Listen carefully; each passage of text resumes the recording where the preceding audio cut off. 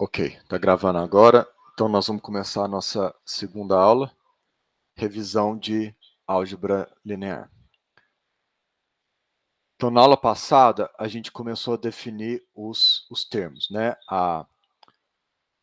O que é vetor e o que é o operador, diferenciando, já até adiantando um pouco, a noção de operador com transformação. Então a gente está reservando o termo operador para um objeto que transforma um vetor em outro. Então, eu representei isso na aula passada através dessa notação. T aqui seria o operador, mas a gente pode usar qualquer letra. Vou colocar uma outra só para mudar. A, por exemplo, seria um operador. E essa notação quer dizer que o operador A, quando ele opera no vetor U, transforma ele no vetor V. Então, ele pegou um vetor e transformou ele em outro vetor. É isso que o operador faz. A gente já adiantou um pouco que mais para frente a gente vai trabalhar com uma operação que não é feita por um operador, porque a operação que a gente vai trabalhar, que vai ser a transformada de Fourier, que é bem importante para esse curso, ela não transforma um vetor em outro. Ela só muda a base. Então a gente não vai chamar isso de um operador, e sim de uma transformação. Então é bom a gente lembrar dessas sutilezas, porque elas são muito importantes para a gente não confundir o que a gente está fazendo, ok? Na questão notação matemática, sempre que tiver letra maiúscula, abre chaves, vai ser um operador, vai transformar o objeto em outro. E eu não vou usar essa notação para transformada de Fourier mais para frente, exatamente para enfatizar que ela não transforma o vetor em outro, ela simplesmente muda a base. Alguém gostaria de tirar alguma dúvida a respeito desse início? Tranquilo. Ok. Então a gente definiu que o vetor vai ter a flechinha, né? Na aula de hoje, a gente vai definir uma operação cuja característica é mapear dois vetores em um escalar. Então, eu vou chamar essa operação, vou denotar essa operação por uma bolinha mais destacada. Então, a característica dessa operação, por definição, é Pô, é um você... quadrado gordo, professor. fica muito inconveniente desenhar um quadrado aqui. Vai ser Não, é que bolinha ficou gorda, muito tá? bom na sua nota de aula. Quando eu escrevi as notas de aula, foi antes de eu dar o primeiro curso. Eu escrevi já para a primeira turma, entendeu? E aí eu não pensei que desenhar um quadrado na lousa era inconveniente, entendeu? E aí depois eu fiquei É com que ficou preguiça de engraçado, trocar. Eu fiquei professor. tão confuso quando eu li o quadrado, eu falei, meu Deus, eu não sei matemática básica. Mas aqui vai ser a bolinha gorda, tá? Nas notas de aula é o quadrado gordo, aqui é a bolinha gorda. Então, o que a bolinha gorda representa? Ela representa uma operação que mapeia dois vetores em um escalar. Essa bolinha é um operador? A bolinha gorda ou o quadrado gordo é um operador? Eu acho que não, porque não transforma em um vetor. Não é, porque não transforma um vetor em outro vetor. Primeiro que o operador recebe um vetor, depois quando a gente for falar da linearidade, ele vai ver que pode receber um vetor que é composto de outros, né? Mas aqui você está mapeando dois vetores diferentes, né? O vetor U e o vetor V. Em um escalar. Então aqui a entrada dele, pensa nessas coisas como se fosse uma máquina. Tem uma entrada e tem uma saída. A entrada são dois vetores, a saída é um escalar. E para o operador a entrada é um vetor, a saída é outro vetor. Então isso aqui não é um operador. no sentido que a gente está definindo. Isso aqui é uma operação. Correto? Então, por definição, ela faz isso. Por definição, a nossa bolinha gorda também vai ser uma operação linear. Então, nós estamos definindo essa operação como sendo linear, ok? Em qual sentido? No sentido que eu vou chamar de sentido da direita. Isso quer dizer que se o meu vetor V for composto por uma combinação linear de outros dois vetores, que eu vou chamar de, vamos supor, W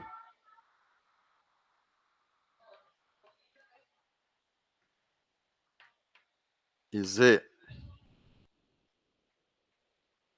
Então vamos supor que o seu V seja formado pela combinação linear de dois vetores. Então isso aqui é o seu V. Nós estamos construindo a operação assim. Eu estou definindo, eu comando, que ela é uma operação linear, tá?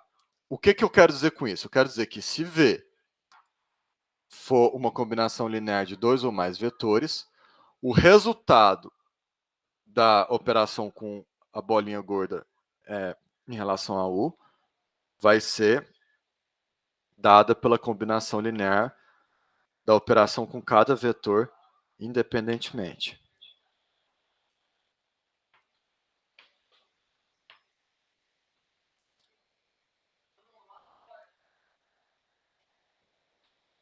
Seria bom se vocês pudessem ou ter as notas de aula de maneira conveniente para vocês aí, ou anotar, porque a minha lousa aqui é muito pequena e eu vou ter que apagar, né? Então seria bom vocês terem anotado para ter referência fácil dessas definições.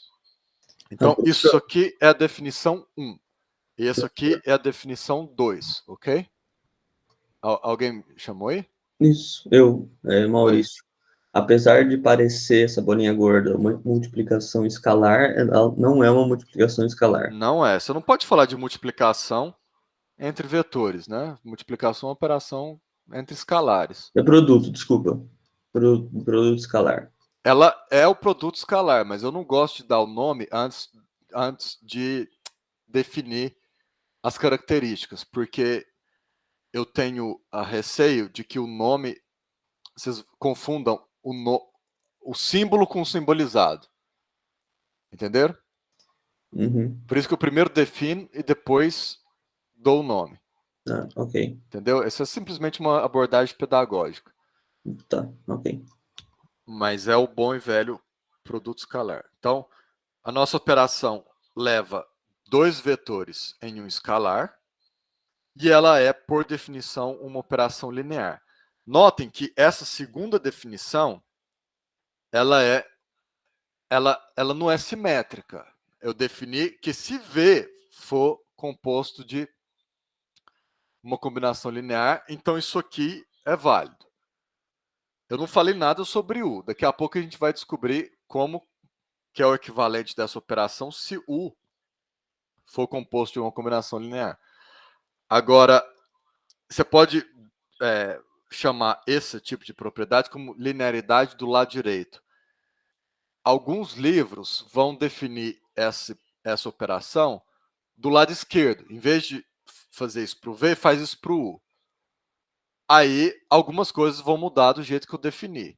Tá? Então, você tem que tomar cuidado se você for usar material externo para ver como que a linearidade foi definida. Eu prefiro definir do lado direito porque fica mais fácil de você depois correlacionar com a notação de Dirac, que a gente vai ver mais para frente, que ela é sempre definida desse jeito. Então, usando essa notação, não tem uniformidade na literatura. Alguns livros vão definir assim, outros vão definir para o lado esquerdo. Nós vamos definir assim porque a gente quer aprender a usar a notação de Dirac depois e fica mais fácil de vocês ligarem as duas notações se for definido assim. Entenderam, gente? Beleza. Certo. E nós vamos fazer mais uma definição. A gente vai definir que se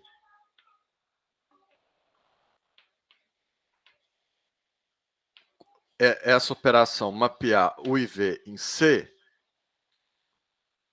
então o mapeamento de V com U, se eu inverter a ordem, sai o conjugado. Ok?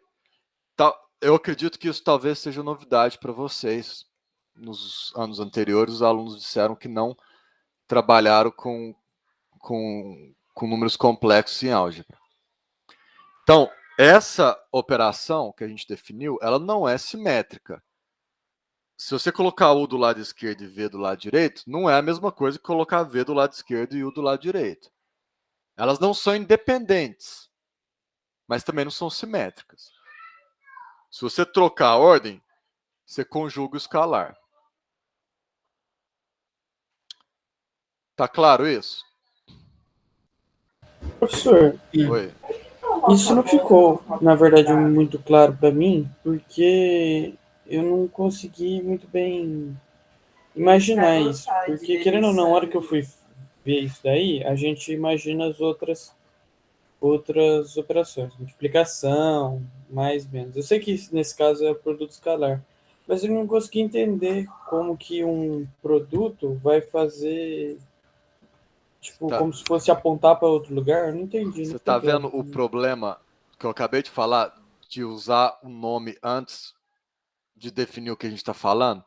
É o nome produto escalar que tá te confundindo. Esquece produto escalar. Começa do zero. O professor está definindo uma operação. Como ele está definindo? Através de 3 definições. Definição 1. É uma operação que leva 2 vetores em um escalar. Definição 2. É uma operação linear no sentido do lado direito. Definição 3. Se ele leva U e V no escalar C, ele leva V e U no escalar C conjugado. Não tem o que entender no sentido de como que eu provo isso, porque eu estou definindo, eu estou te contando que ele tem essa propriedade. Eu quero que seja assim. Eu estou definindo um mapeamento que a característica dele é, se você resolveu que U e V vai ser mapeado em C, necessariamente V e U vai ser mapeado no conjugado. Você está entendendo então. como é uma questão filosófica aqui? Entendi. Tipo, tem o nome, mas a questão não é essa. A questão é que você me falou o que é, você me definiu o que é, então é basicamente isso. Então, Isso. É assim que eu quero que você pense. Definição 1, definição 2, definição 3. Agora, uma vez que eu defini essas 3 características, eu defini tudo que eu queria da minha operação. Ok? O bolinha gorda ou quadrado gordo agora ganhou vida. Ela é uma operação com essas 3 características, com essas 3 definições. Em vez de ficar falando bolinha gorda ou quadrado gordo, na literatura a gente chama isso de produto escalar. Então, se alguém te perguntar o que é o produto escalar, a resposta é uma operação que mapeia 2 vetores em um escalar, que é linear e que tem essa assimetria. Você está entendendo? Se alguém te perguntar o que é o produto escalar, a resposta é uma operação que satisfaz a definição 1, a definição 2 e a definição 3. A carne está nas definições. Produto escalar é só um nome que engloba as 3 definições. Tá claro? ficou claro sim, professor. Obrigado, hein? Então não pensa por enquanto que o produto escalar te dá um módulo, tá? Vamos com calma, vamos construir a teoria do chão para o topo. Então, nós definimos a operação que eu comecei chamando de bolinha gorda, e nas notas de aula eu chamei de quadrado gordo. Uma vez que eu defini as 3 características dela, que estou satisfeito, estou feliz com essas 3 características, eu dou esse nome mais pomposo, que é produto escalar. Ok? Entenderam, pessoal? Beleza? Tá, então tá aqui definição 1, definição 2, definição 3. Terminamos as definições dessa nossa operação de interesse. Agora eu vou fazer uma pergunta, tá? Eu vou precisar apagar, ok? Por falta de espaço. Seria bem melhor se eu não precisasse apagar, mas eu vou precisar apagar. Então, ou vocês ficam com a nota de aula aí de maneira acessível, ou, por favor, anotem em algum caderno. Então, a pergunta que eu quero fazer é a seguinte. Dessas 3 definições, então vamos começar aqui primeiro. Vamos supor que se eu fizer o... não, vamos passar de. Eu vou fazer um pouco diferente do que está nas notas de aula. Que aí complementa bem. Vamos fazer o seguinte. Da definição 2, a gente sabe que se eu fizer o produto escalar entre U e o vetor V multiplicado por um escalar A, da segunda definição, segue-se que isso aqui é igual a vezes o resultado desse produto escalar aqui. Ou seja, eu posso extrair o A do parênteses, né? Por que eu posso fazer isso? Uai, porque eu quis, porque eu defini que ele tem essa propriedade, por causa da definição 2. Então, isso aqui é um caso particular da definição 2. É o caso particular onde lá o B é 0 e V vira o V inicial lá seria o A vezes W, né?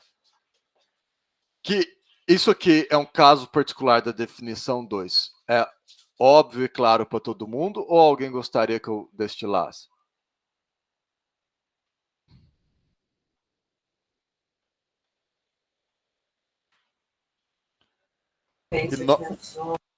Oi, pode falar quem começou a falar. Tudo certo, professor. Eu acho que foi o Rodrigo, mas deve ter abrido sem querer aberto o áudio. Então, note que isso aqui é um vetor. Então, o resultado do produto escalar é um escalar, por definição. Então, o resultado disso aqui, que objeto matemático é tudo isso aqui? É um número, é um escalar. Que objeto matemático é tudo isso aqui? É um escalar também. Que escalar que é esse? É A vezes no sentido 3 vezes 2 é 6, o resultado desse produto escalar, que também é um escalar, correto? Tudo bem? Professor, Oi. para ficar completo a definição do produto escalar, não precisaria falar que se um dos vetores for o vetor nulo, dá zero? Isso já está dentro da definição 2. Você consegue provar isso com a Tá. definição 2. É só você fazer o A ser zero. Ok? Entendi. Obrigado, professor.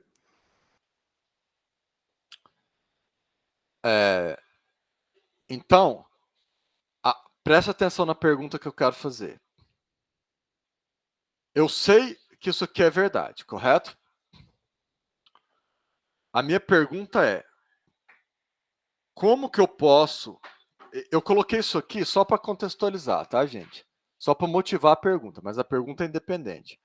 A pergunta é independente disso aqui. A minha pergunta é, se eu tenho produto escalar de um vetor, que é o escalar A vezes U, com V, como que eu posso extrair esse A do parênteses? Ou seja, como eu posso expressar essa igualdade aqui em termos de um produto escalar que não tem o escalar A vezes o A? Tipo o análogo dessa relação. Entenderam a pergunta? Não entendi não, professor. Se puder repetir. Aqui, o A estava dentro do parênteses, não tá? Eu tirei ele, não tirei? Certo. A minha pergunta é, como é que eu posso tirar o A do parênteses aqui?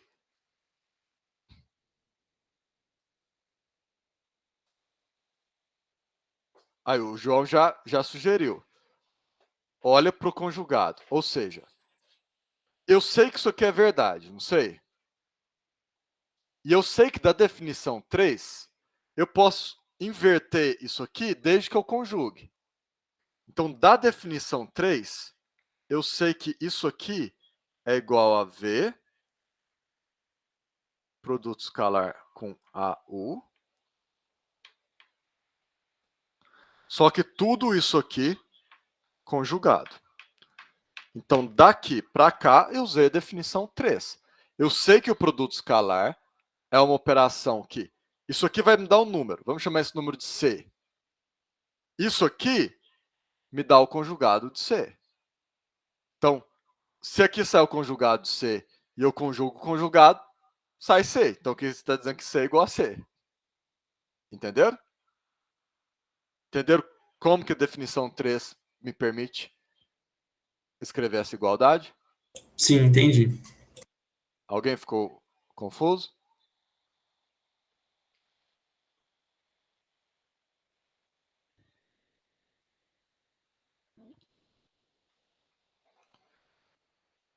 Bom, então, olha, aqui é a mesma coisa. Professor, Oi, o perdão. Rafael ficou em dúvida. Rafael. Tá pedindo para repetir. Você ficou em dúvida por que isso aqui vem da definição 3, Rafael? Então, ó, vamos chamar AU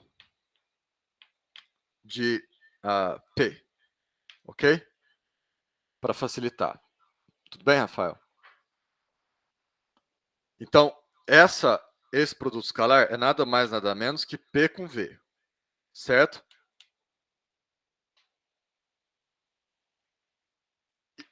A definição 3 não pode ser expressa assim? P com V é igual a V com P conjugado? Porque imagina, se P com V é o escalar C, V com P não é o escalar C conjugado? Se isso aqui, por exemplo, me dá o escalar C, a definição 3 me dá que isso aqui me dá o escalar C conjugado. Aí eu conjugo o conjugado, dá o próprio C. Então, isso aqui, essa igualdade simplesmente quer dizer que C é igual a C conjugado, conjugado outra vez, que é o próprio C. Entendeu, Rafael? Então, aí eu só pus direto, em vez de P, eu coloquei o AU, né? Então, tá aqui. Então, esse aqui seria o P, seria o AU. Tá aqui o conjugado. Aí eu tive que conjugar, porque eu inverti. Ficou claro, então? Professor, Oi. na primeira linha, Ok. esse A, no finalzinho, na parte direita da... Não, sobe ainda, a primeira linha lá em cima. Aí. Esse A não está multiplicando de forma distributiva, né? Essa operação aqui quer dizer, U e V não levam a escalar? Sim. Está dizendo, isso aqui é um número. Uhum, Esse ok. número é o produto do escalar A com o escalar, o produto escalar com V. Uma Tá. multiplicação simples. Dentro do... Qual objeto matemático está dentro do colchete? Não é um escalar? Sim. Então, você tem A vezes um escalar, entendeu? Tá, tudo bem. Eu só pus colchete e não parênteses.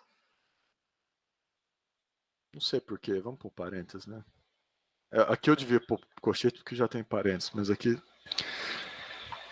Pode ser que alguém pense que eu troquei o parênteses por colchete por alguma razão matemática, mas foi só razão estética. Ok? Então aqui é A vezes um escalar. O parênteses indica, faz esse comando, depois multiplica por A. Ok, perfeito. Ok? Mais alguma pergunta, gente?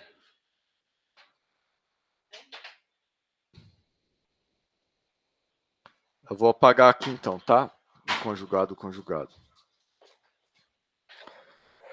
Bom, então, olha aqui dentro.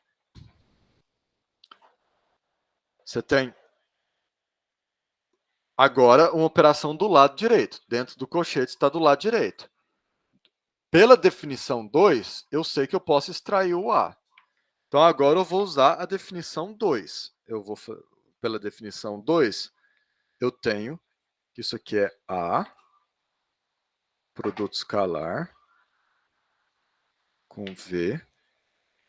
Opa, comi mosca, né? Não tem nada de produto escalar aqui. É A, V, U. Então, daqui para cá eu usei a definição 3. Daqui para cá eu usei a definição 2. Estão comigo? Sim, professor. Beleza. E tem o conjugado aqui também, né? Bom, isso aqui é simplesmente o produto de um número. Ó, aqui eu tenho um produto de 2 escalares e eu estou conjugando o produto. Então, eu estou conjugando cada um dos escalares, né? Então, esse aqui é o conjugado de A vezes o conjugado desse escalar aqui. Correto?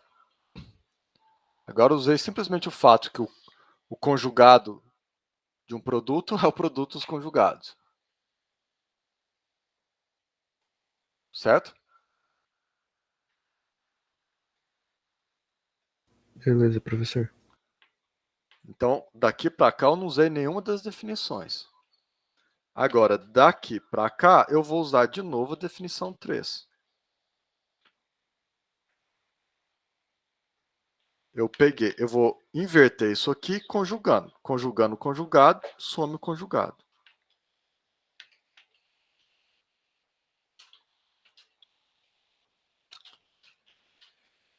Então, definição 3. Definição 2. Definição 3 de novo. Então, o que a gente descobriu? A gente descobriu que você pode extrair o A se ele estiver aqui do lado esquerdo. Mas você tem que conjugar ele. Essa não é uma definição, essa é uma conclusão. Nós concluímos isso da definição 3 e da definição 2. E da 1 também, né? Então, das 3 definições, segue-se, logicamente, que esse produto escalar é igual a esse produto escalar vezes o conjugado de A. Ficou claro, pessoal?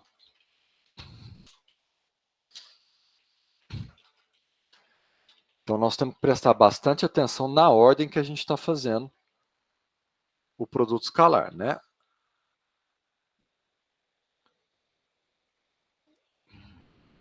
Intuitivo. Por que intuitivo, Rodrigo?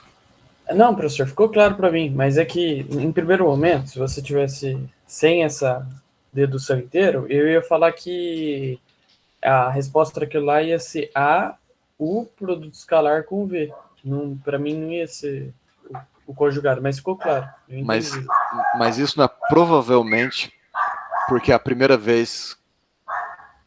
É porque, assim, o termo intuitivo, ele pode conotar coisas diferentes, né? Perdão. Eu tô... Não, que é isso? Eu tô tentando entender o que você quis dizer com intuitivo. Me pareceu mais que é, tipo, inesperado. No sentido de que exatamente nesse sentido. Não foi assim que eu trabalhei com álgebra, né? É isso que quer dizer? Exato, exatamente. Pois é porque em álgebra vocês não trabalharam com... Vocês trabalham com caso particular onde A é um número real. E aí não importa, entendeu? Uhum. É isso que eu ia falar. O fato de ser número real aí tá bugando a mente, assim, por causa desse fato, mas como não necessariamente tem que ser um número real, e com a dedução ficou bem direto. E pra gente não vai ser número real, a gente precisa expandir para incorporar números complexos. Por isso que eu não gosto de começar falando assim, vou definir o produto escalar. Porque se eu falo isso, a mente de vocês já vai para lugares que estão no futuro.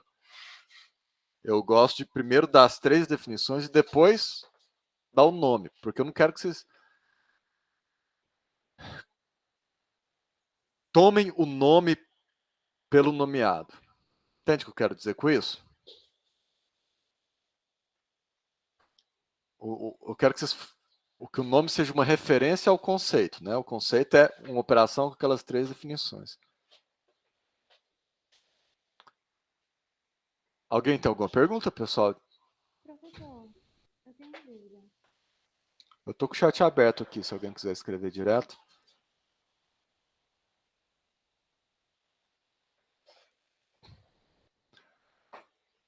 É uma operação. Classe é um termo altamente carregado em matemática. Então, eu titubeio em utilizar esse termo na resposta. Produto escalar é o nome de uma operação que satisfaz 3 definições. Professor, Oi. eu tenho uma dúvida. Tipo, na hora que você falou a pergunta, né, tipo, como que eu poderia tirar o A do parênteses, eu pensei nesse mesmo resultado que o senhor chegou. Só que, tipo, deduzindo isso, porque como você usou a propriedade na definição 3, quando você trocou de lado, virou conjugado. Eu poderia, tipo, simplesmente deduzir por isso? A gente usou principalmente essa definição, mas esse passo aqui, ele faz referência à definição 2. Sem a definição 2, você não conseguiria provar isso. Não, sim, tipo, eu só usei, tipo assim, na verdade não foi uma prova. Foi mais, tipo, eu olhei assim e pensei, tipo, como o A trocou de lado, então ele seria conjugado e manteria o produto escalar. Mas, tipo, sem provar isso. Mas, tipo, tá correta essa dedução, mesmo que depois tenha que usar a prova? Uma dedução é uma prova formal, né? Aqui a gente está no domínio da lógica. Isso é tipo um exercício de lógica, né? Dada 3 definições, segue essa conclusão. Então, não sei se você está perguntando no sentido correto. Se eu perguntar para provar, você tem que provar usando as 3 definições. Todos os passos da prova só são justificados se eles fizerem referência às 3 definições. Entendeu o que eu quis dizer? Entendi, sim. Obrigada, professor. É tipo um exercíciozinho de lógica, né? Eu estou fazendo referência aos axiomas. As 3 definições são os axiomas. Tá bom. Muito obrigada. Você é a Letícia? Não, a Beatriz. Tá. Letícia, você entendeu assim, por que eu titubei com a sua pergunta? Porque eu não sei o que você quer dizer com classe. E ela não, uma classe é um conjunto, né? O produto escalar é uma operação.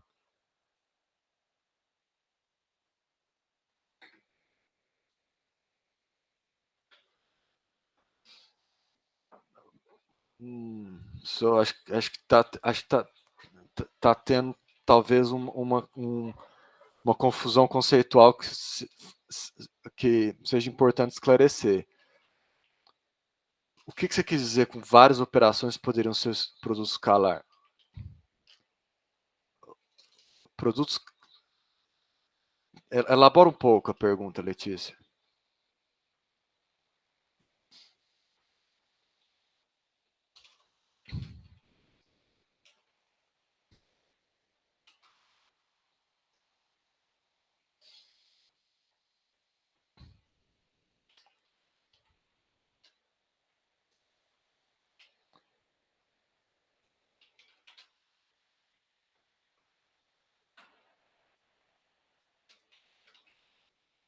Não.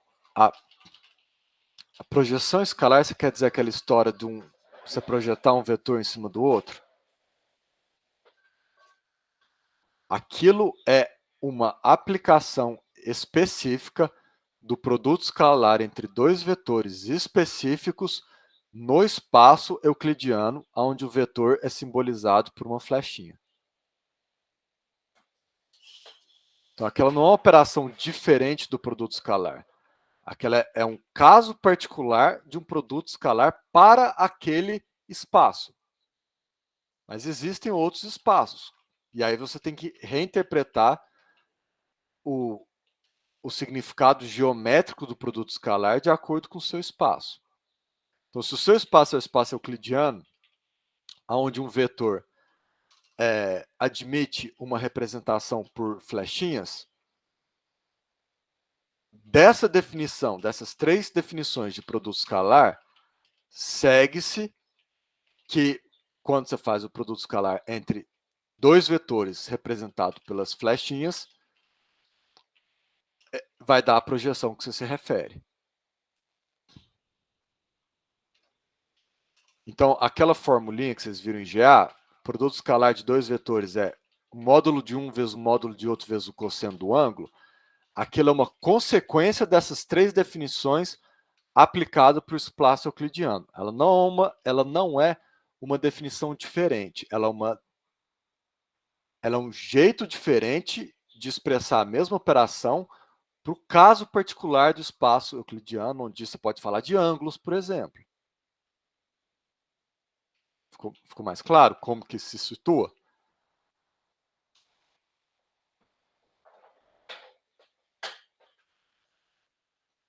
Todo mundo entendeu aí a conversa com a Letícia, gente? Alguém gostaria de estender?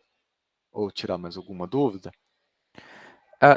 Professor, é mais um comentário, eu acho, né? Que quando a gente teve álgebra linear e a gente viu o produto interno, assim, eu acho que quando a gente quis dizer que podia ser várias operações, é que, por exemplo, o produto interno de x e y poderia ser, o escalar poderia ser tanto x vezes y, ou x vezes y dividido por 2, ou... Não, mas isso que você está falando não pode ser, porque, pelo que eu entendi, o seu x e o seu y são vetores. Sim, sim. Então, você não pode falar x vezes y. Vezes é uma multiplicação, uma operação entre escalares. Professor, eu acho que ele quis dizer, tipo, a definição do que seria o escalar. Por exemplo, eu posso ter a definição do escalar como uma integral. Uma integral que, não sei, pode... Você está dizendo, quem que me conta quem é C? Exatamente. Eu Isso, acho que é isso. exatamente. Tá, a gente vai ver ainda hoje que, uma vez que você definiu o vetor em uma base, segue-se necessariamente que o seu escalar vai ser dado pelas coordenadas. Eu vou mostrar isso partindo dessas 3 definições e da noção de base. É por aí que você está perguntando? Exatamente. É que eu não sei se eu vou falar besteira agora, mas eu acho que uma vez eu ouvi que o produto escalar é um tipo de produto interno, né? É um tipo específico de produto interno. Aí eu acho que era essa a dúvida da Letícia. O que é o produto interno? Eu até arrepio quando vocês usam um termo técnico, porque a chance de dar confusão é tão grande. Para eu te responder, você tem que me definir para mim o que é o produto interno. Porque senão você pode estar falando A, eu estar entendendo B, e a nossa conversa vai para o escambau em 1 segundo. Não, então, o produto interno seria a operação que leva 2 vetores e um escalar, né? É que aí o produto escalar seria o produto interno em que o C seria dado pela aquela combinação lá das coordenadas, né? Tipo Não, x1, isso vai y1. vir das 3 definições. Então pensa, o produto escalar é o nome que a gente dá para a operação que satisfaz aquelas 3 definições. Uma vez que você expressou um vetor, uma certa base, segue-se, logicamente, que o produto escalar vai se reduzir àquele negócio lá, multiplicação dos números, que a gente vai ver ainda na aula de hoje. Mas você está entendendo o que é o axioma e o que é o teorema? quais são as premissas, quais são as conclusões? É isso que eu estou tentando enfatizar. Não, acho que ficou claro sim, professor. Por que eu estou tentando enfatizar isso tanto assim? Porque se vocês pensarem que o produto escalar é aquele sequência de multiplicação, o AX, BX mais AY, BY mais CY mais CZ, se você pensar que é isso, você vai ter dificuldade de conectar o equivalente disso no outro espaço. Vai ter o análogo, mas o análogo vem das 3 definições antes de mais nada.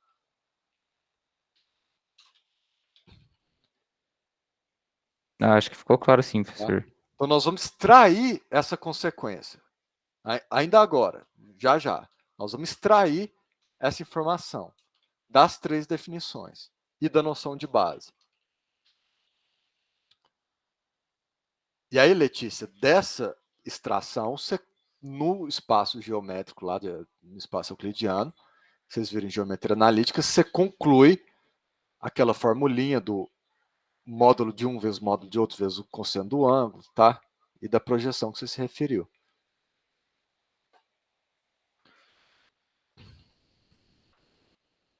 Então é interessante que eu tô quase que fazendo um exercício de pedir para vocês esquecerem algumas coisas, né?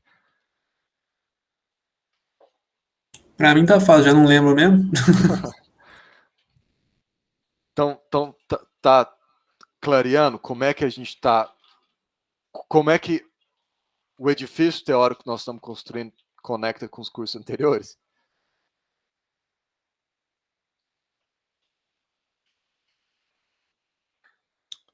Então, eu vou apagar aqui para a gente, então, continuar a nossa construção teórica. Então, eu vou agora invocar a noção de base. Eu não vou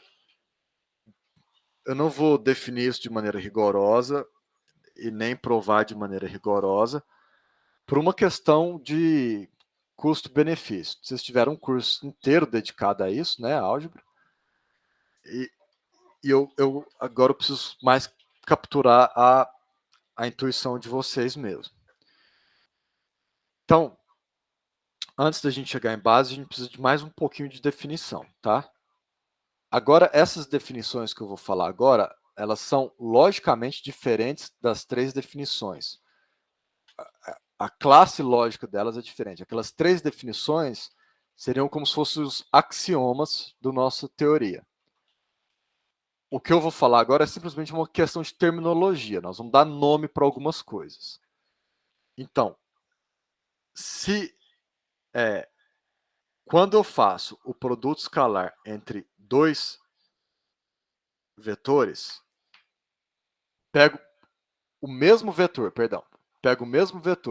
e faço o produto escalar dele com ele mesmo, eu vou chamar o resultado desse produto escalar de módulo do vetor. Do módulo ao quadrado do vetor. O que é melhor? Eu definir o módulo... vamos inverter isso aqui. Acho que fica mais intuitivo se eu inverter. Então, eu vou definir o módulo de vetor, é o nome que eu quero dar, como sendo a raiz quadrada do produto escalar do vetor A consigo mesmo. Então, eu vou atribuir uma propriedade a um vetor, que é um escalar. Eu vou falar assim, a este vetor está associado um escalar, que é o módulo do vetor. E, por definição, esse módulo é a raiz quadrada do produto escalar do vetor com ele mesmo.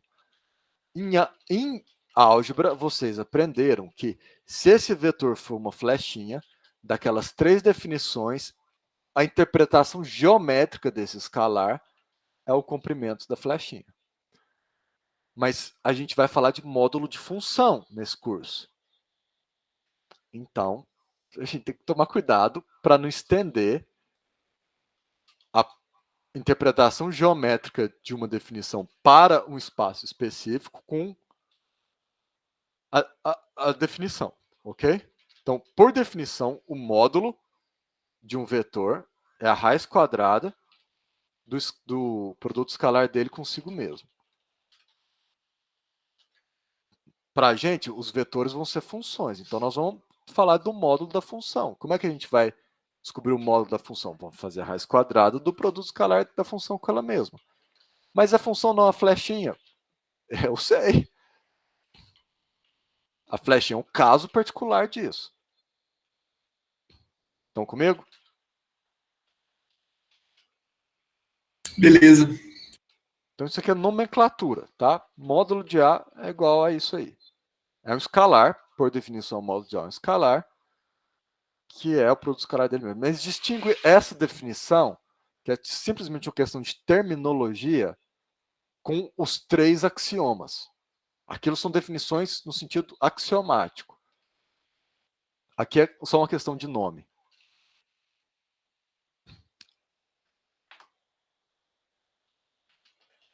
Posso avançar? Por favor. Mais nome. Se o módulo de A for igual a 1, a gente vai dizer que A é um vetor unitário. E nós vamos indicar o fato dele ser unitário pelo chapéuzinho, como vocês devem estar acostumados a fazer. Então, o que o chapéuzinho indica? Indica que o módulo desse vetor é 1. Indica que quando eu mapear esse vetor através desse produto escalar, o que sai é 1. Como que eu sei? Eu tenho que provar, gente, que isso aqui é verdade? Isso aqui é uma questão de nome. Eu estou chamando vetores cujo módulo é 1, estou denotando ele pelo chapéuzinho. Só isso. Estão entendendo? Não tem nada de mais. É tudo nome aqui. Não tem matemática, não tem física, não tem conceito, só nome.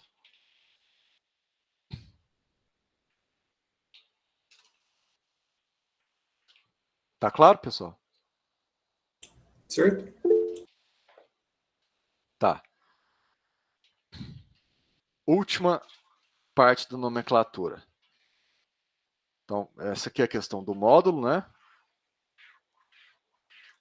Então, se dois vetores, se o produto escalar entre dois vetores for 0, 0 é um escalar, então a gente diz que A e B são ortogonais. Quer dizer que são duas flechinhas a 90 graus? Não. Quer dizer que o produto escalar entre eles é 0. Se A e B for flechinha, você consegue provar que eles vão estar a 90 graus se você fizer essa condição. Mas aí, de novo, é a interpretação geométrica no espaço particular. De maneira geral, A e B são objetos cujo produto escalar, A e B são ortogonais quando o produto escalar entre eles é 0. Então, eu não quero que vocês pensem que tem uma coisa mágica que faz eles ficarem ortogonais, aí, consequentemente, o produto escalar é 0. Dizer que o produto escalar é igual a 0 e dizer que eles são ortogonais são duas formas distintas de afirmar a mesma coisa. Então, de novo, nome. Não tem nada demais aqui. Tá claro?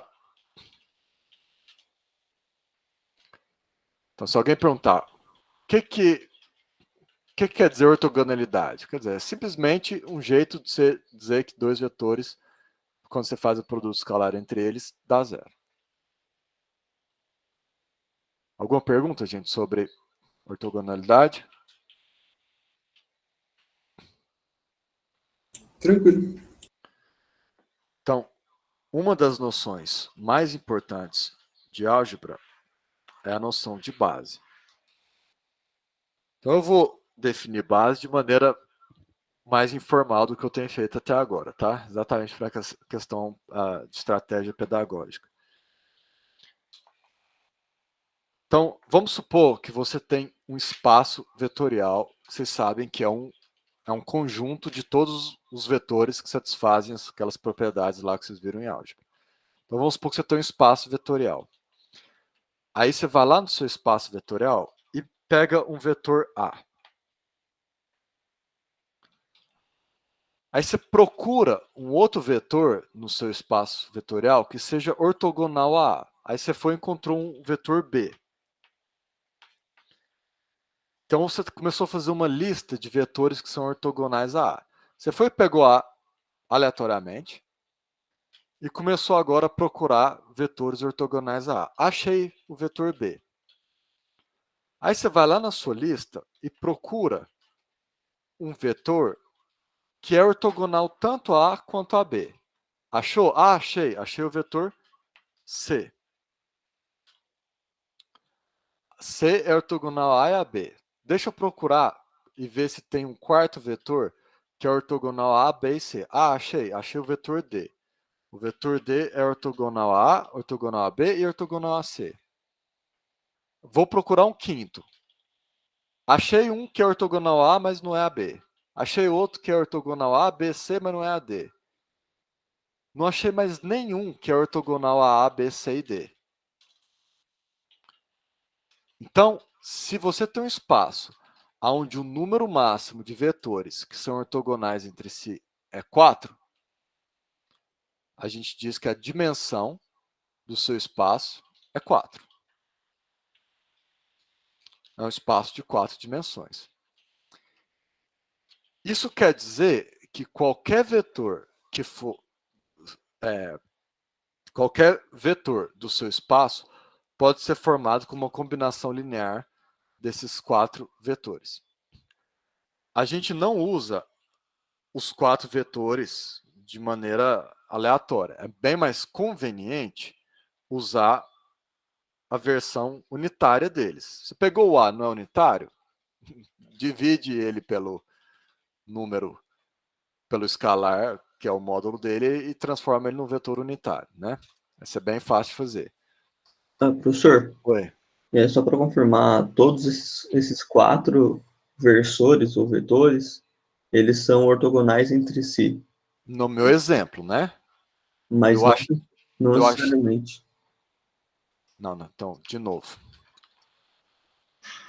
Você tem vários espaços. Ok. Eu estou dando um exemplo de um espaço onde eu consegui encontrar 4 e nada mais. Uhum. Esse espaço tem dimensão 4. Nesse espaço tem 4 vetores ortogonais. Tá. Eu garanto que o seu espaço tem 4? Não, pode ter espaço com 3, com 2. Entendeu? Uhum. Ok. Então, eu estou querendo enfatizar que a noção de dimensionalidade do espaço é definida em termos do número máximo de vetores que são ortogonais entre si. Ok, perfeito. Entendeu? Obrigado. Então, se isso é verdade, então eu tenho o vetor U, que ele é escrito com uma combinação linear desses 4 vetores.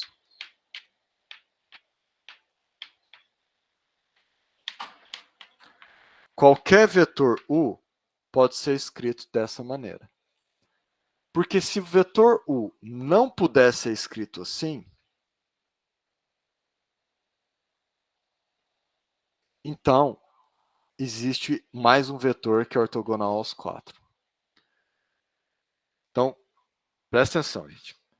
Eu estou partindo da suposição que existem 4 vetores ortogonais entre si, não existe mais nenhum vetor que é ortogonal aos 4 simultaneamente.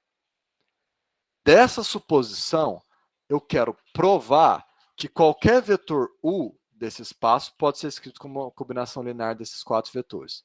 Como que eu posso provar isso? Eu provo por absurdo.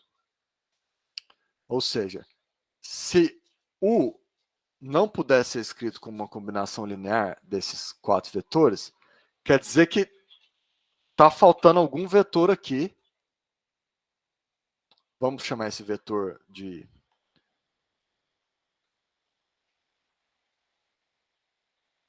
Não, isso vai confundir vocês. Eu geralmente coloco em outra cor na aula, para não confundir, aqui a cor não sai. Eu não quero correr esse risco.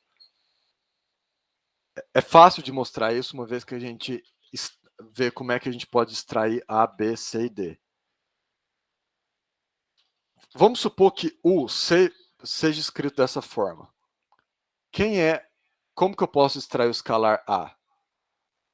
Se eu fizer o produto escalar do vetor A com U, pela linearidade, pela definição 2, ele vai ser A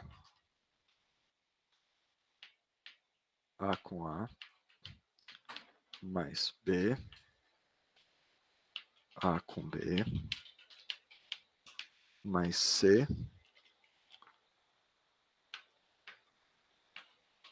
C com D, mais D, D com D. Opa, fiz lambança, né? Que é A para todo mundo. Concordam? Sim. No C seria A com C, né? A com B, A com C. Então, aqui eu usei qual definição? Definição 2, A2. né? A2, isso. Agora, por construção, A é unitário, correto? Qual é o resultado desse produto escalar? 1. Não é? Por construção, todos eles são ortogonais entre si. Então, A é ortogonal a B, correto? Então, qual é o resultado desse produto escalar? É 0. É 0. E desse? Também 0. E desse? 0. Também mais 1. Quer dizer que o produto escalar de A com 1 é A, correto? Esse Azinho aqui é um escalar, esse aqui é um vetor. E a gente diz que A é a coordenada do vetor U para o vetor A nessa base. Estão lembrando dessa terminologia? Sim, sim. Ok. Como que eu poderia provar? Oi. Licença, só para ter uma noção da parte da prova, se a gente precisar, você vai dar essas definições por escrito ou a gente vai ter que meio que invocar elas das suas notas de aula ou do caderno, usando a definição X, a equação 2, enfim. Na prova, Isso. eu vou escrever que a bolinha gorda é o produto escalar, entendeu? E aí, isso quer dizer o quê? Que ele satisfaz as 3 definições. Então, aí a gente pode, a gente tem que redefinir elas, por exemplo, Não, escrever você por pode fazer extensão. referência às notas de aula. Ah, tá ótimo. Tá? Eu só quero saber que você entendeu, não precisa ficar escrevendo de novo. Não, é só para saber que a gente, usando o seu material como referência, a gente pode fazer essas invocações meio que diretas. Pode. Tá, obrigada. Você só não pode, assim, tipo, isso está explicado no capítulo 2. Aí não, né? Sim, você disse que a parte de plágio não seria feita se fosse equações que você já definiu ou Não, equações que já estão feitas. Então, a gente plágio poderia... é outra história. Isso está totalmente nada a ver com plágio. Tá Você já certo. está dizendo, eu estou usando a definição 1 das notas de aula, entendeu? Sim. Então, como é que a gente poderia provar que U, por exemplo, se A, B, C e D é o conjunto máximo de vetores ortogonais, como é que a gente poderia provar que U necessariamente pode ser escrito como uma combinação linear deles? É só você fazer aquele método de redução absurdo. Porque se U não puder ser escrito dessa forma, quer dizer que existe um terceiro vetor aqui. Vamos chamar ele de mais ZZ, por exemplo. Se U não puder ser escrito assim, quer dizer que tem um terceiro, um quinto vetor aqui. E aí, como é que eu posso extrair esse Z? Se isso aqui for verdade, aí eu faria o produto escalar de Z com U, Para sair esse z aqui, esse vetor teria que ser ortogonal a todos eles. Mas por construção, não existe um vetor z que é ortogonal a todos eles. Então esse z necessariamente tem que ser zero. E aí você provou que isso aqui é impossível. É impossível você ter um quinto vetor que é ortogonal a todos eles por suposição. Muito rápido, gente. Ou é óbvio, isso é tranquilo. Nem muito óbvio, mas também eu não acho que tá errado. Tá legal, assim. Deu para entender? Deu pra entender. Aí se você falar, mas existe um vetor z sim, achei, aqui ele. Tá, então seu espaço tem 5 dimensões. Professor, perdão. Oi. Tem gente no chat falando que tá um pouco confuso. Ficou confuso por que que... Peraí, Eduardo, para não responder o que você não está perguntando, tenta me contar qual parte ficou confusa.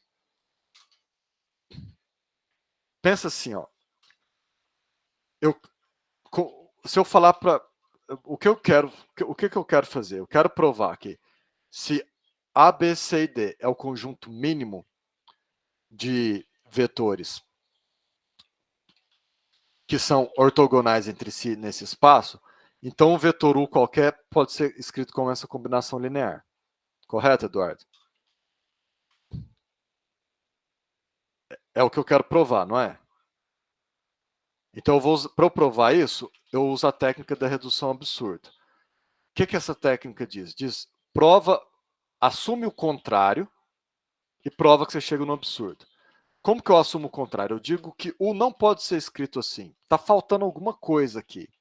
Essa coisa eu vou chamar do vetor Z. Está faltando esse termo para eu construir o U.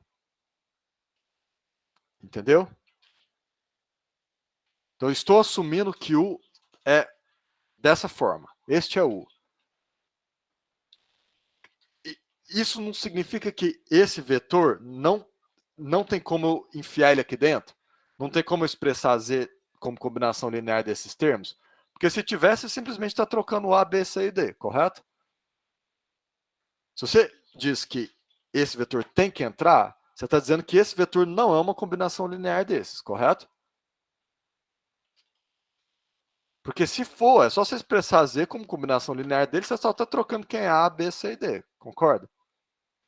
Mas se Z não é uma combinação linear desses termos, quer dizer que necessariamente Z é ortogonal a A, a B, a C e a D.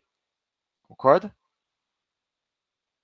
Mas se ele é ortogonal a A, B, C e D, ele entrou em contradição com a nossa suposição inicial. Que só existem 4 vetores que são ortogonais entre si. Então a gente entrou em uma contradição quando a gente assumiu isso. Então, se a gente assumiu que se esse Z existe, nós contradizemos a suposição inicial, nós caímos no absurdo. Então, esse Z não existe. Ficou mais claro?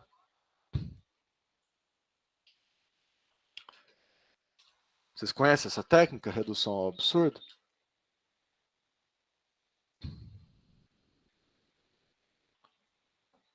Não uso muito não, mas já vi sim. Ela é bem útil. A não ser que você aplique ela numa criança de 4 anos. Não dá certo, não. Ok, então nós temos a nossa noção de base. No nosso exemplo, que a gente extraiu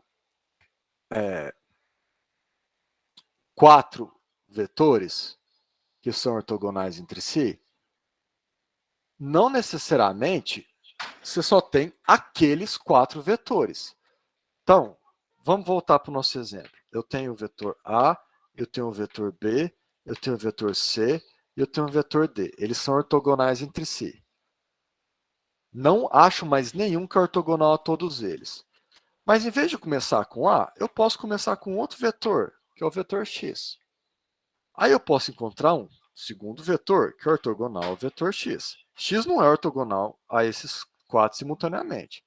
Senão não estaria no espaço de 4 dimensões. Mas Y é ortogonal a X, Z é ortogonal a Y e W é ortogonal a Z. Eu posso ter um conjunto de 4 vetores que são ortogonais entre si. Eles não são ortogonais a esse, mas eles são ortogonais entre si. Então, esse aqui é um outro conjunto que eu também posso utilizar para expressar um vetor qualquer. Então, isso aqui seria o exemplo de uma base, de um espaço. Esse aqui seria o exemplo de outra base. Quantas bases eu tenho em um espaço? Infinitas bases. Infinitos conjuntos que podem formar uma base. Professor, isso seria o caso da gente rotacionar o nosso eixo assim, de referência? Eu queria falar plano, mas isso seria, né, dois... Lá no caso do espaço euclidiano, onde esses versores são eixos de um plano cartesiano, dois conjuntos seriam dois... Pensa que isso aqui define 3 eixos. Certo. Vamos pegar bidimensional, né? É que assim, eu tô vendo que você tá querendo escapar do bidimensional, tridimensional, pra gente não ficar nas setinhas. Não, mas eu vou voltar para o bidimensional logo. Ah, não, tá bom. O problema não é bidimensional, tridimensional. O problema isso não é nem um problema. É importante vocês comunicarem o que eu estou ensinando com as flechinhas. Você só não pode confundir, só não pode esquecer que a flechinha é um caso particular dessas definições gerais, tá? Sim, tá. Então, se isso aqui for um conjunto, esse aqui é outro. Existem infinitos, né? Porque você pode rotacionar com qualquer ângulo. Entendeu?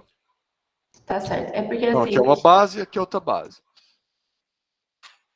Pode explicar, que aí eu acho que vai ser na minha dúvida, senão eu explico mais um pouco. Não, era isso. Eu achei que a gente tinha perguntado isso. Ah, não, é porque assim, é que, por exemplo, nesse caso de ser 4 dimensões, só existe, tipo, eu não sei se eu vou falar conceitualmente certo, mas tipo, só existe um subespaço que tem 4 dimensões, só que aí a gente está tendo 2 bases diferentes, como se a gente tivesse rotacionado em espaço, tipo, dentro do espaço 4 dimensões, de formas diferentes, sabe? Tipo, a gente não estaria no mesmo ponto, ou no mesmo eixo. Aqui, você teve que abandonar a noção geométrica.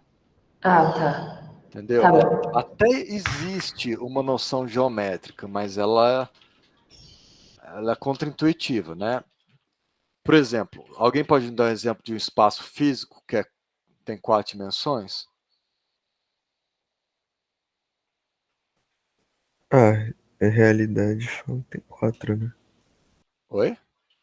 Quis considerar o tempo como a 4ª dimensão. Então, em física relativística, considera que a realidade tem 4 dimensões. 3 dimensões te dá o espaço e a 4ª é o tempo. Aí como é que você fala entre ângulo aí? Você pode falar para os 3, né? Até tem uma noção de ângulo, mas você está vendo? Logo você tem que abandonar as primeiras noções de A que vocês tiveram. Ah, não, tá certo, Então, professor. eu prefiro que você pense assim, é simplesmente um segundo grupo, entendeu? Tá bom. Eu tava tentando, sabe, relacionar com a parte de álgebra, mas realmente a gente tem que desapegar um pouco disso. Existe um exercício, um equilíbrio entre o desapego, mas não desapega demais, não, porque ela também te dá uma intuição, as flechinhas, tá? Então não quero que vocês abandonem as boas e velhas flechinhas completamente. Eu só quero que vocês lembrem que elas são um caso particular e que no espaço de 4 dimensões já foi para o Beleléu, por exemplo. Sim, é que essa questão de mudança de base, eu lembro daquilo de você ortogonalizar as retas não, né, tipo as curvas, e aí você muda dentro do mesmo espaço, tipo, tem 3 dimensões, e aí você vai mudar para ela ficar, tipo, retinha no eixo, sabe? Enfim, era só porque eu estava tentando relacionar com isso. Até os métodos, os algoritmos de ortogonalização, eles seguem esse tipo de definição. E aí você pode, inclusive, usar os mesmos para outros espaços. Não, tranquilo. Muito obrigada, Tá. professor. Então, se ficar confuso a relação com as flechinhas, vocês perguntam, porque é importante a gente manter essa conexão aí, desde que vocês não esqueçam que é só um caso particular. Bom, então, agora eu vou gente, esquece essa história de garrafa, tá? Volta aqui para álgebra, por favor. Agora eu vou me delimitar as explicações ao espaço bidimensional. Por quê? Porque senão começa a ficar muito longo e cansativo. Mas tudo que a gente vê no espaço bidimensional, a extensão para um espaço de mais alta dimensão é direta, ok? Então, se eu tenho um vetor U em um espaço bidimensional, eu posso expressar esse meu vetor U em bases diferentes. A base que você começa, que você chama de x, y, vamos ver, a primeira base que você escolhe, ela geralmente é chamada de base canônica. Mas você tem qualquer conjunto de base. Então eu vou representar isso colocando uma base aqui que eu chamei de A1 e A2, e a boa e velho XY, que é a nossa base canônica, porque eu vou usar essa analogia de base canônica quando a gente for falar de funções. Eu vou falar qual que é o equivalente da base canônica. E você também tem um vetor V, que pode estar expresso ou na base canônica, ou em alguma outra base, que aqui eu chamei de A1 e A2.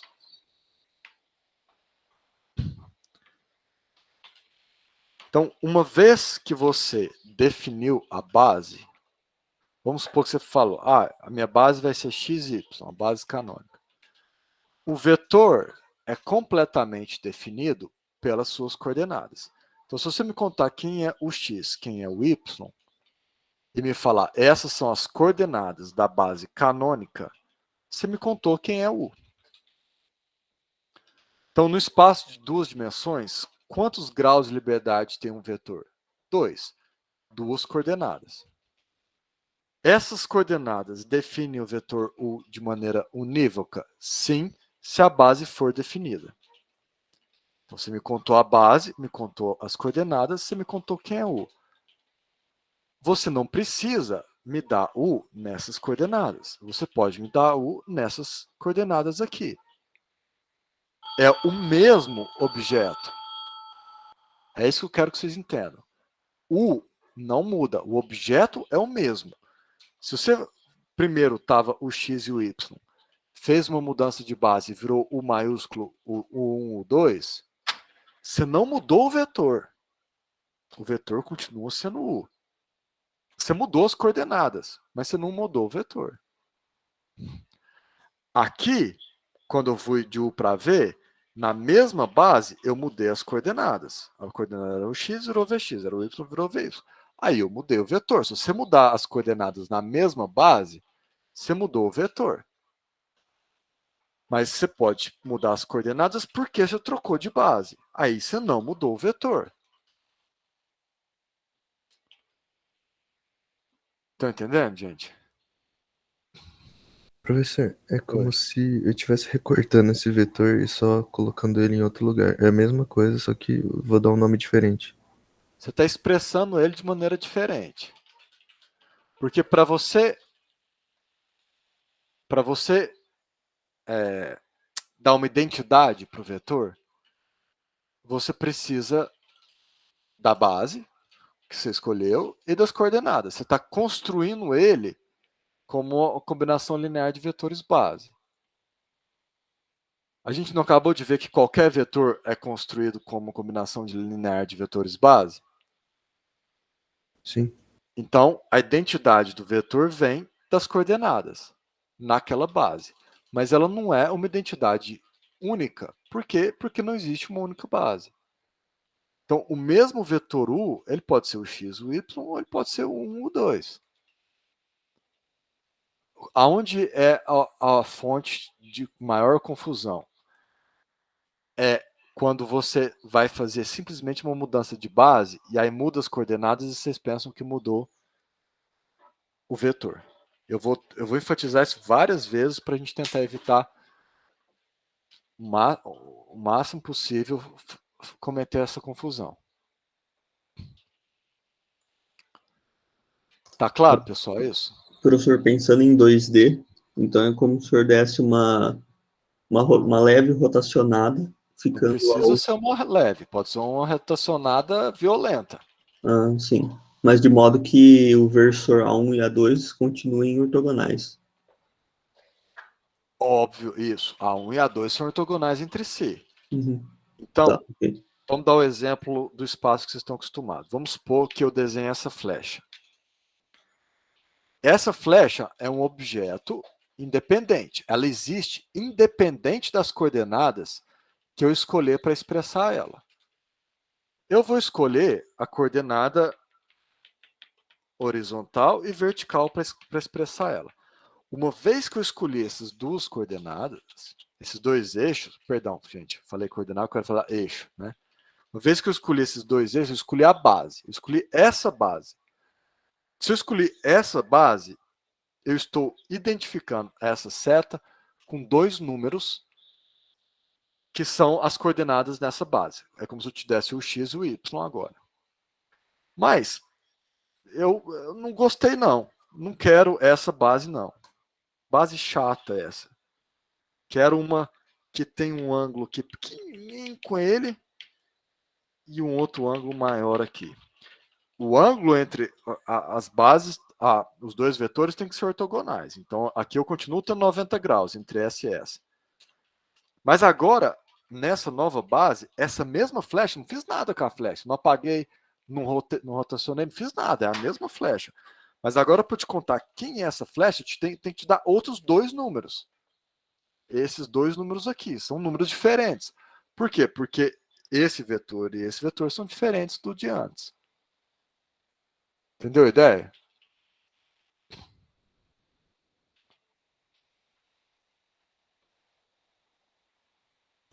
Entendi. Todo mundo entendeu, gente?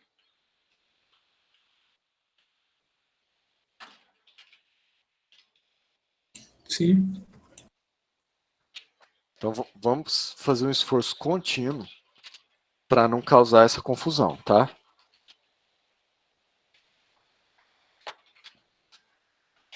Então vamos lá. Vamos supor, eu acabei de falar que eu te contei de maneira unívoca quem é o vetor U, dando ele na base cartesiana. E eu te contei quem é o vetor V, definindo quem é Vx, Vy. Então, se você escolheu a base, no espaço bidimensional, existem 2 graus de liberdade para cada vetor. 2 números. 2 números definem cada vetor. Então, vamos supor que você definiu o vetor U, você escolheu o x e o y, 3 e 5. E você escolheu o vetor V, você escolheu Vx e Vy. 4 mais 8j, 5j. Pergunta. Se eu conheço o x e o y, e Vx e Vy, como que eu descubro qual é o produto escalar entre U e V? Vamos lá. Então agora eu quero saber qual é o produto escalar com U e V. Ok? Eu quero saber qual é o resultado desse produto escalar a partir da informação que eu tenho. Qual é a informação que eu tenho? Quem são as coordenadas na base cartesiana. Estão comigo? Entenderam o que eu quero fazer? Certo. Bom, então vamos lá. Eu vou usar a linearidade primeiro. Então eu vou usar a definição 2 aqui. Eu vou expressar o V em termos dos vetores base. Tá? Então, isso usando... Eu não usei a definição 2 por enquanto. Vou usar a definição 2 daqui para cá, nessa igualdade.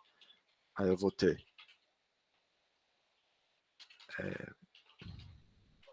não vai caber ali. eu vou ter... Eu vou colocar o Vx pro lado direito, só por uma questão de organização, tá? Vx mais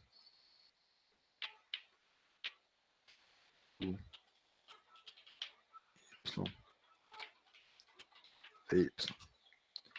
Então, daqui para cá, eu usei a linearidade. Y. Meu. Eu não vou ajeitar esse celular agora, porque senão pode dar ruim. Mas aqui é o Y, tá? Vocês entenderam o que eu fiz? Apliquei a definição 2 aqui.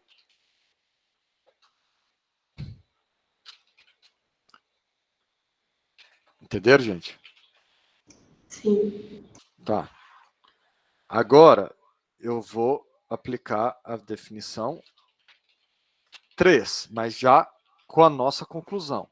Eu vou aplicar, na verdade, a conclusão que a gente tirou.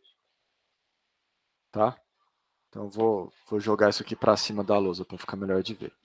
Então, da conclusão que a gente tirou no começo da aula, eu tenho que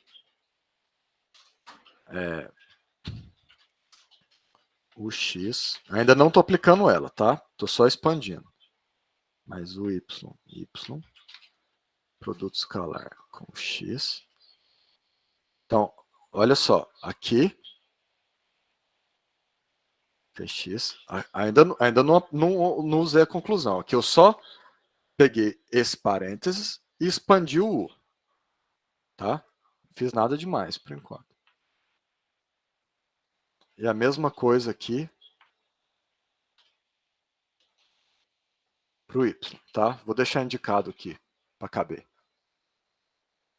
Agora sim, eu vou usar a minha conclusão, a primeira conclusão que a gente fez no final da aula. Então eu vou extrair o ux. Como é que eu extraio o ux aqui?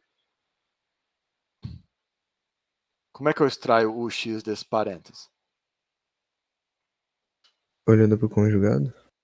Conjugando ele, né? Então eu vou ter aqui o x conjugado,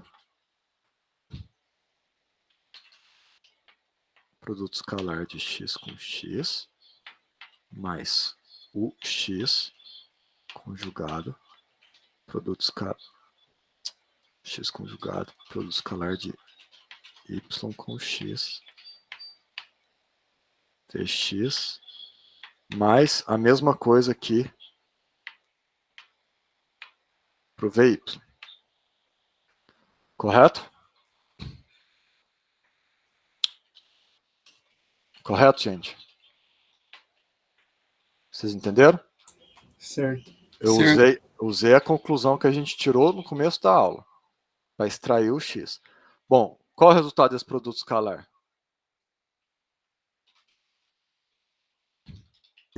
1, E o desse? 0. Então aqui eu concluí que eu vou ter o x conjugado vezes Vx. Aqui eu vou ter o y, né? O y vezes Vy. Eu preciso fazer aqui ou vocês conseguem fazer sozinho? Aqui não é x, né, gente? Aqui é y. Então, do lado de cá, é só esse que vai sobreviver, que eu vou ter y com y. E esse aqui vai morrer, porque eu vou ter x com y. Tá claro para todo mundo? Só que vai sobreviver esse termo desse lado? Tá claro, pessoal? Certo. Então, aqui eu vou ter o y conjugado Vy. Então, qual é a conclusão que a gente chega? A gente chegou à conclusão que se o x e Vy são as coordenadas de u e v, então o produto escalar de u com v é dado por o x conjugado Vx mais o y conjugado Vy. Minha lousa tá entortando no meio da aula. Ah, descobri. O celular caiu. Não vai prender, será? Vamos deixar ele assim. Tá acabando a aula, ele vai sobreviver. Tá, tem que recolar ele. Tem que pregar de novo. Gente, vocês entenderam? Como é que nós concluímos que o produto escalar entre dois vetores... Como é que a gente concluiu isso? Tá certo, professor. Beleza. Deu uma aflição muito grande, que ele tava caindo. Professor, Oi. se a gente não tivesse usando os versores como base, e sim tipo, um vetor de norma qualquer, ainda daria para provar desse jeito? Não, aí a norma dele aparece na fórmula. Por isso que até dá para fazer produto escalar usando uma base não ortonormal. Mas aí ele não é mais dado simplesmente por esse produto de coordenadas. Você mesmo pode ver, sairia aqui algo diferente de 1, correto? Entendeu? Ah, sim. Então tá claro, Letícia, que essa expressão, ela é sim o produto escalar, mas ela é uma consequência das nossas 3 definições.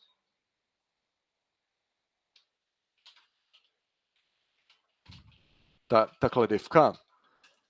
Então, um jeito usual de representar esse produto escalar é representar as coordenadas em vetores coluna ou vetor linha. Então, se representa esse produto escalar assim.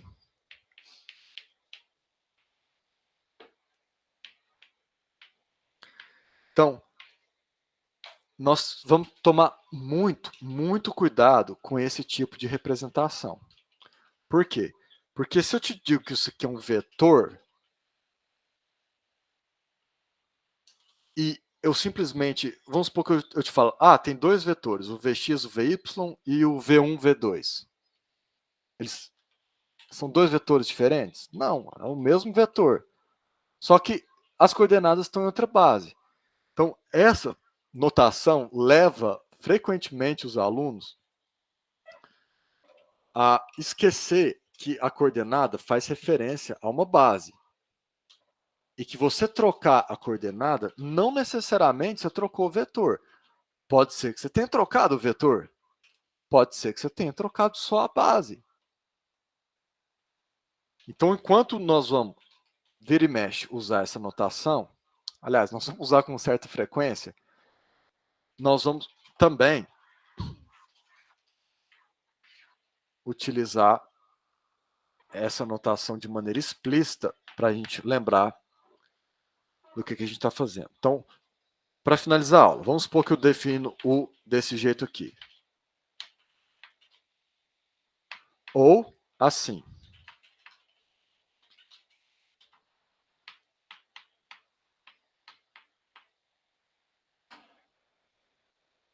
Estou usando a 1 e a 2, né? A 1 está caindo de novo. Professor, o celular está caindo lentamente. Tá fazendo drift aqui. Eu vou ter que colar de novo, mas vamos terminar a aula. Então, vocês concordam comigo que 3 e 2 é a representação de U na base canônica? Concorda, pessoal? Certo. É a única representação? Se eu te falar que agora eu tenho esse vetor aqui, eu troquei ou não o vetor? Não, ele é o mesmo. Como é que você está tão seguro? Eu não posso ter esse vetor aqui?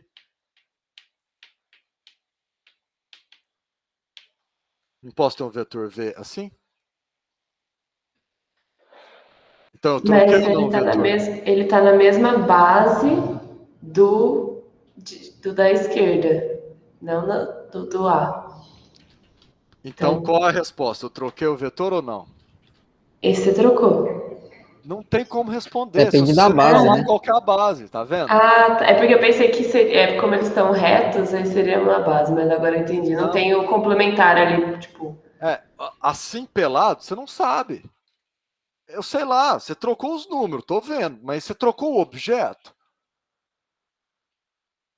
Se esses dois números forem as coordenadas nessa base, eu não troquei o objeto. Se esses dois números forem coordenadas nessa base, eu troquei o objeto. Então nós vamos tomar muito cuidado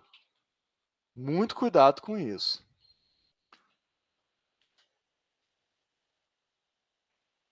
Entenderam, gente?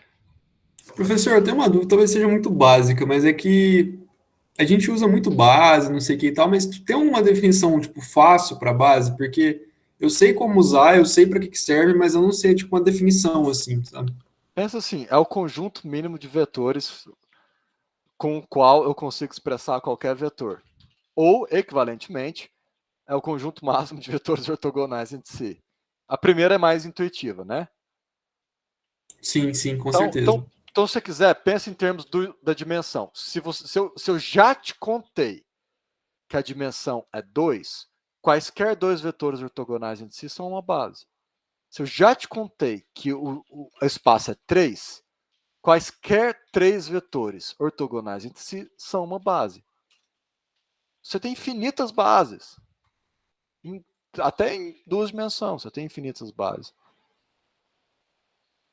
Entendeu? Qualquer conjunto de 2 ou 3 ou 4, dependendo do tamanho do espaço. Perfeito, professor. Obrigado. Então não tem nada demais. X e Y não é mais bonito que A1 e A2, apesar da gente dar o nome de base canônica para X e Y. Bom, gente, eu vou terminar a aula com um desafio, tá? Presta atenção. A nossa definição de produto vetorial, produto escalar, perdão, ela diz que dois vetores levam a um escalar. Isso não faz referência à base, correto? O vetor U e o vetor V, independente da base, tem que dar o mesmo escalar. Então, eu espero que se o vetor U e o vetor V for expresso em outra base, eu não mudo o meu escalar. Então, é de se esperar que essa operação aqui, que é o produto escalar na base canônica, seja igual a essa operação aqui, que é o produto escalar na base A1 e A2. Do mesmo jeito que eu provei isso aqui, expandindo o IV na base canônica, eu posso provar expandindo na base A1 e A2. Mas eu gostaria que vocês fizessem um exercício que está na lista de provar isso aqui, partindo de o x, vx, o y, vy. Você parte disso aqui, expressa o x em termos dessas coordenadas e prova isso rigorosamente. Então, você faz o seguinte. O x é igual a produto escalar de x com u. Aí você expressa esse u aqui na outra base. Então, isso aqui vai ser x, u1, a1, mais o 2, a2.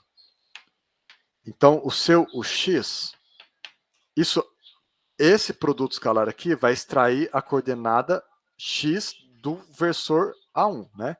Então, isso aqui vai ser U1 A1x mais U2 A2x, onde A1x é a coordenada de A1 na base para o vetor x e A2x é a coordenada de A2 para o vetor A2x. Então, você faz isso para o x, para o vx, para o x, o y, x e vy, e prova que isso aqui é igual a isso. Tenta fazer isso sozinho, tá? Pode ser? Entenderam o caminho das pedras? Beleza. Esse desafio, o enunciado dele está escrito em algum exercício do Tem algum exercício aí que é prove que o produto escalar não depende da base. Tá. Que é efetivamente isso. Professor, só assim, tipo, você está querendo dizer que se o vetor, tipo, A e B, que está numa base, vai ser igual ao produto escalar do A e B em outra base, não que o A em uma base, produto escalar do B em outra base, vai dar o mesmo escalar. Tipo, ambos têm que estar na mesma base, mesmo que mudando a base de ambos, você vai ter o mesmo escalar, e não que se cada um tiver uma base diferente, fazendo produto escalar. Você está perguntando assim, para eu fazer o produto escalar, eu tenho que escolher, por exemplo, uma base. Eu não posso pegar... Peraí, deixa eu desfazer. Você não pode misturar as bases, não pode isso misturar. que eu tô Isso é verdade, você não pode misturar as bases. Tá certo. Então, eu fiz o produto escalar entre U e V, fazendo o produto de coordenadas na mesma base, x e y.